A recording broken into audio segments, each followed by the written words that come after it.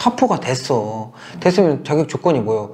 감당할 수 없는 차를 샀어. 유지를 해서 기름 넣고 탈 수 있지만 고장이 났었을 때 다들 이런 애로사항이 있단 말이죠. 그때 정비사가 바라보는 관점이 있어.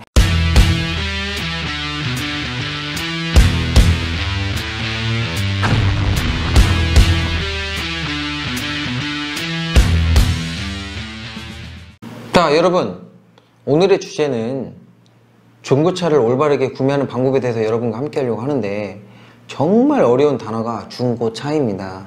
중고를 구매하기 위한의 과정이 너무 스트레스거든요. 물론 차가 우리 삶의 큰 재산이지 않습니까? 이거 정말 잘못 사면요, 정말 스트레스 받아갖고 정말 미쳐버릴 지경이 될 수도 있습니다. 제가 40대 이상 차를 바꾸면서 미쳐버릴 지경이 한 80% 정도 됐었고요. 20%는 그나마 차 잘 샀다 이런 거거든요. 그러니까 아마 영상이 여러분께 도움이 많이 되지 않을까 싶고요.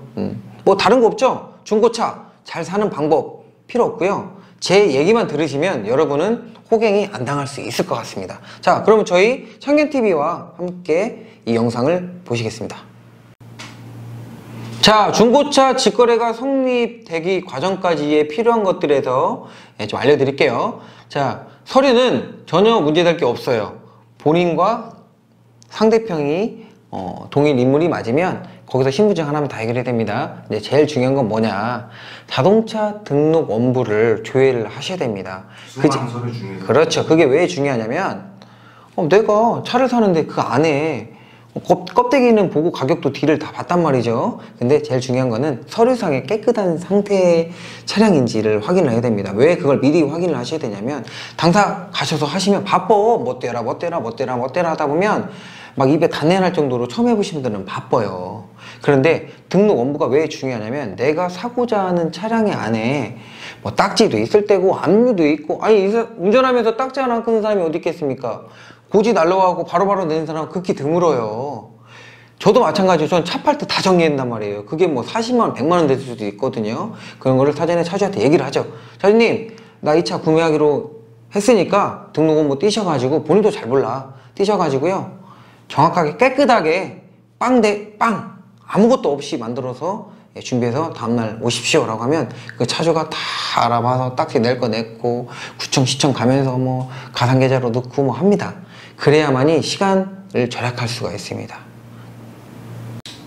자, 두 번째 이야기, 상사 거래와 개인 직거래 차이가 도대체 무엇이냐, 거기에 대해서 한번 이야기를 해볼게요. 자, 상사, 말 그대로 딜러 구매를 했을 경우에는 예전처럼 교차로 신문 보고 차 구매하시는 분도 없어요. 다 인터넷 보고 구매를 하죠. 자, 인터넷 구매하면 거기 정보가 쫙 있습니다. 뭐 세심하게 뭐 타이어 트레이드가 얼마고 오일 주기가 얼마 이런 건 없지만, 보편적으로 사진이라도 하나 보면 개인 직거래 했다고 사진하고 완전 달라요. 왜?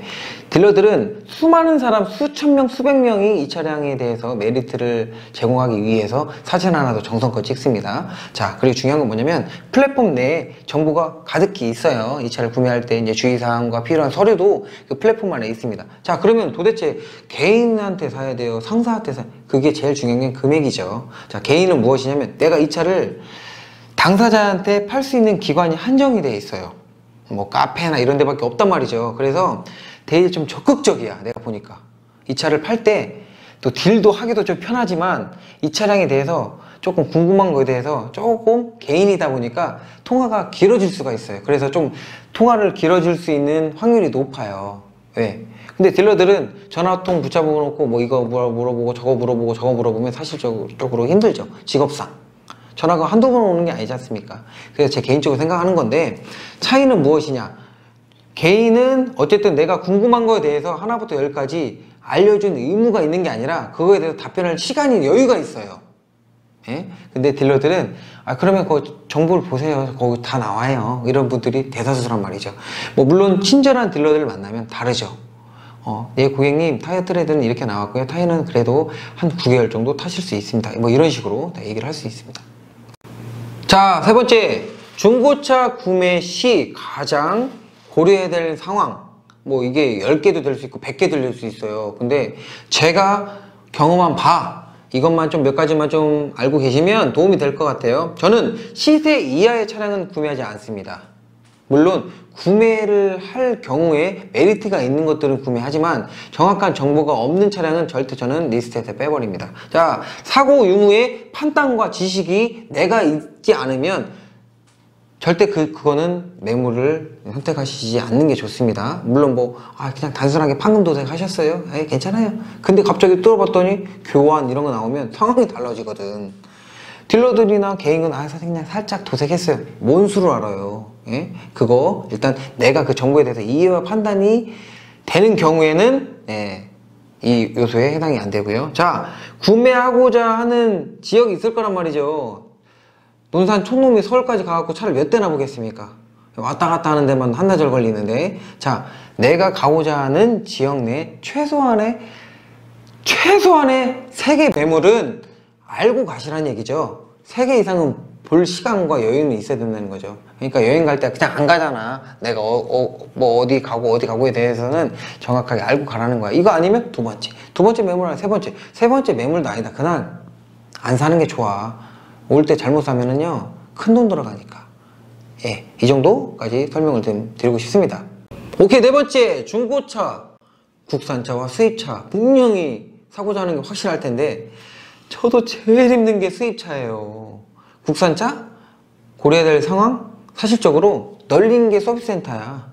가자, 현대자동차 걔가 가서 점검 받는데 한 20분 30분도 안 걸려요. 진단값이 확실하게 나옵니다. 근데 수입차는요 정말 부담스럽고 정말 고려해야 될 상황이 이 손가락 발가락 합쳐도 대들 안 합니다. 저도 낭패를 많이 봤거든요. 저도 피해 가고 싶어도 피해 갈 수 없는 상황이 엄청나게 숨어 있어요. 그래서 수입차는 정말 어려운 게 수입차, 중고차 구매이거든요. 오케이, 다섯 번째, 워런티가 끝난 국산차, 수입차 구매를 하기 과정에 좀 주의사항이 뭔지 한번 이야기를 나눠보도록 하겠습니다. 자, 국산차는 사실적으로 많은 AS 센터가 분포가 되어 있기 때문에 사고자 하는 것들에 대해서 딜러나 아니면 개인이 자유스럽게 움직일 수가 있어요. 하다못해 현대차를 산다. 현대차 동네에 정비소 엄청 많아요. 가서 2, 3만 원만 주면 하체부터 엔진부터 스캔부터 다 점검을 해줍니다.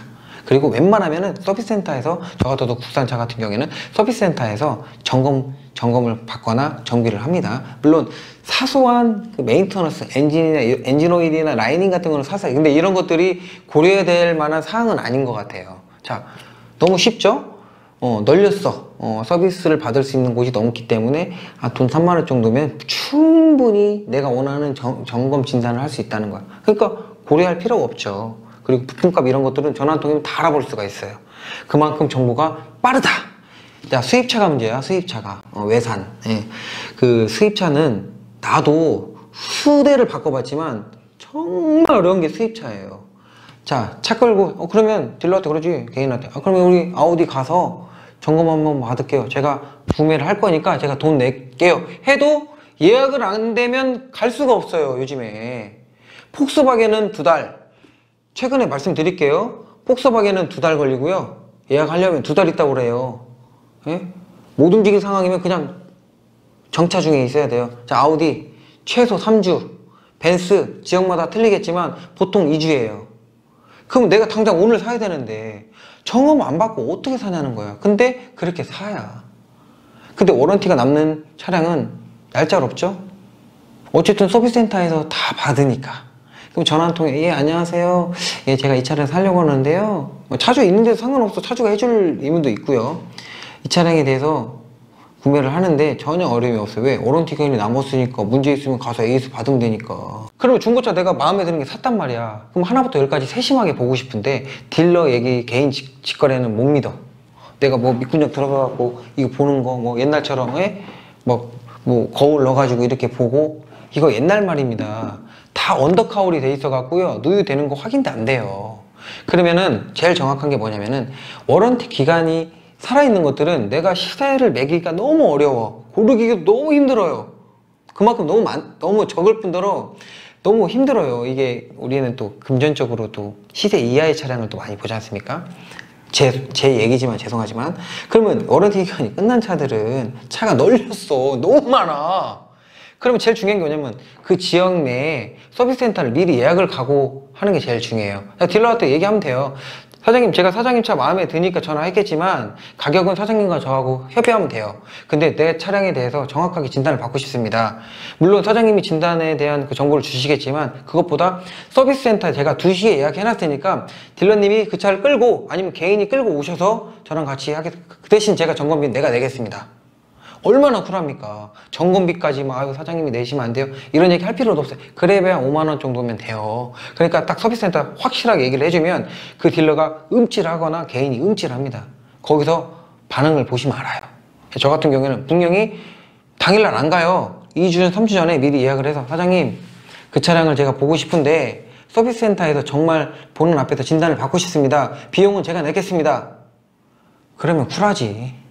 예? 그러면 거기서 문제되는 부분 딜하고 내가 감당할 수 없는 부분은 빠꾸 시키면 돼요. 이게 정확한 거지. 뭐 대도 안 하는 거 가가지고 서류 쪽장 뭐 진단서 받아가지고 누유가 없습니다 무슨 건강 검진표 체크하듯이 그렇게 하는 게 맞아요. 근데 서비스 센터에서 신뢰하는 게 제일 정확하고요. 나중에 문제가 생겨도 예, 좋습니다.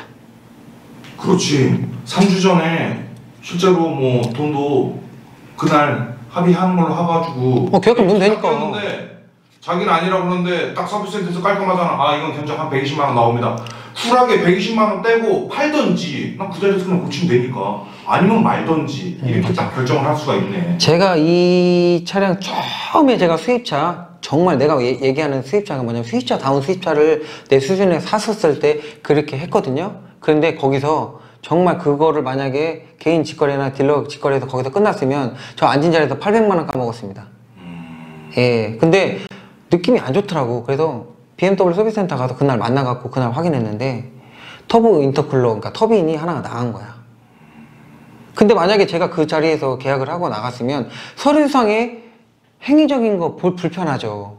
뭐 차를 그렇다고 시원하게 빠꾸 시키는 것도 아니고. 그 차는 말 그대로 서류상으로는 완벽했는데 띄었는데 800만 원짜리 미세 누유가 더 위험한 거야. 누유가 안 됐으면 안 됐고 있으면 있은 거지 미세 누유라는 거는 정말 정말 힘든 거야. 결과적으로 그럼 그 차량은 어떻게 처리하려고 하셨습니까? 그 차는 안 샀죠. 점검비 제가 5만 원 줬거든요. 5만 원 주고 다음번에 그분도 몰랐던 거야. 몰랐는데 그분은 차를 팔기 위한의 과정에 대한 기본 점검이었지 세심하게 점검을 하지 않았다. 오늘 안에 문 올라가나요? 왜 이러지? 아니 오늘 안에 문 올라가요? 제발 좀 저희 정상적인 차 좀 가져오셨으면 좋겠어요. 왜 이러지? 안 그래도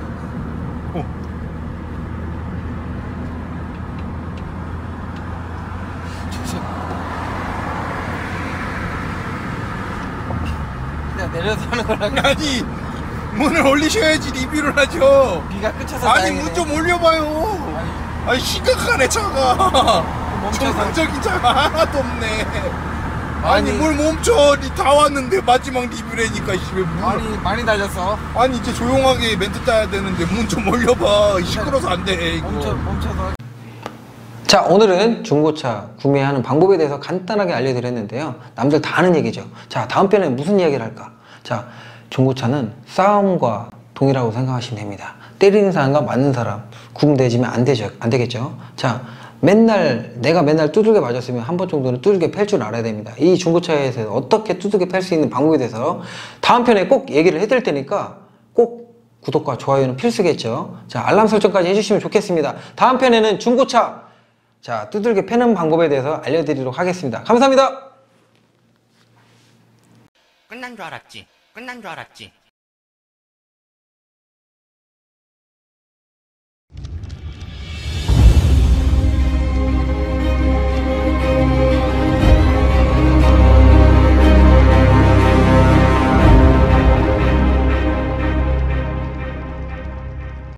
감당이 안 되면 알바 뛴단 말이에요. 자, 여러분은 지금 카포로 가고 있는 지름길을 보고 계십니다. 죄송합니다. 왜 그러셨어요? 그래서 결론이 그게 왜 그러셨어요? 이게 욕심이라는 거야. 주변 사람들 잘 만난다는 거예요. 내 친구가 신차 샀어? 펠리세이드 샀어? 그래. 나도 펠리세이드 사고 싶지. 나도. 우리 솔직히 모합이 우리 우리 뭐 생각도 안 하고 있는데 솔직히 진짜 갑자기 막 승진하면 확 갖고 와버리고 싶잖아. 페라리니 뭐 이런 거 막 극단적으로 네. 한 3, 4억 하지만 걔도 막 10년 지나면 워런티 지나면 5, 6천 원에 갖고 있단 말이에요. 근데 그런 차를 갖고 오면 위험한 이유. 왜? 일단 제가 아직까지는 저거는 뭐 슈퍼카에 이런 입문을 하지 않는 조금 카푸어인데 제가 이제 우리 PD님이 얘기 듣고 딱 떠오른 게 뭐냐면은 주변에 그런 분 계시죠? 있는데 뭐냐면은 경유야. 카푸어라는 그런 사람들도 등급이 틀려. 딱 내 차가 좀 상태가 안 좋아. 그때 적정한 시기에 빨리 적응하는 사람들이 있어요. 그런 분들은 계속 그 차를 바꿔도 그렇게 문제가 없더라고. 내가 물어봤어. 근데 그게 알고 봤더니 그 사람의 노하우야. 슈퍼카? 뭐 슈퍼카를 뜻하는 차가 아니 슈퍼카가 아니잖아요. 근데 그 차가 시기적으로 탁 맞을 시기가 있어. 그걸 교묘하게 팔아. 근데 차 팔면은 어떻게 이득 보고 팝니까? 손해 보고 파는데 큰 데미지 있었을 때 피해가면서 판다고.